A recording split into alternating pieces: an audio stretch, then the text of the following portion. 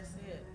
Because if I'm honest with you, ladies, even though I've been in ministry for 20 plus years, even though I have gone through seminary and I'm a licensed minister, I don't always want to do the right thing.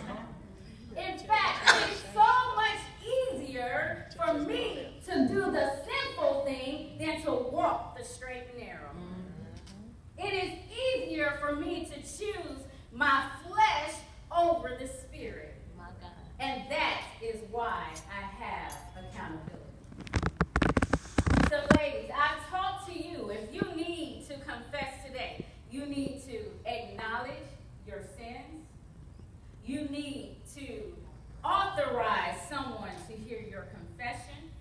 And you also have to have accountability. But now let's address the woman who has been so gracious to hear